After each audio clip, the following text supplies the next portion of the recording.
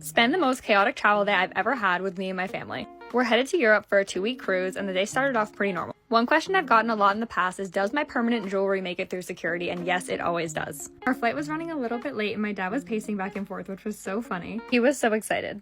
Once we got on the flight, we had a glass of wine and then we picked out a movie to watch. Jonathan was super invested in picking out a good movie. Then I took a nap until we were over Amsterdam. One issue I tend to have a lot when traveling is my bag does not make the connecting flight. So when I saw it going on the conveyor belt, I was so happy. The rest of the flight was really pretty, so I stayed awake and looked out the window. This was the view when we were flying over Venice, which was so cool to see. When we landed, this is when things got really crazy. My mom's luggage did not make the connecting flight, and after talking to the gate agents for a while, we had to hop on our bus to head to the port. There was a really big accident on the highway from a storm that was passing through, so our bus was at a standstill for 2.5 hours with no AC.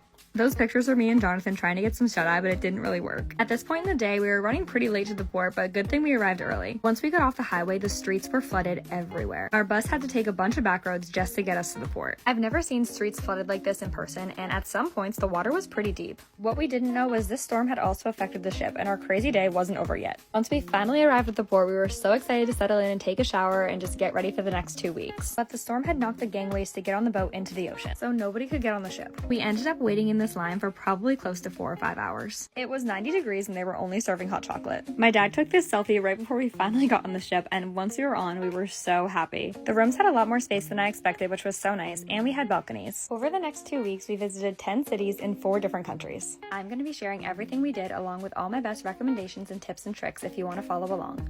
Our first stop was Dubrovnik, Croatia.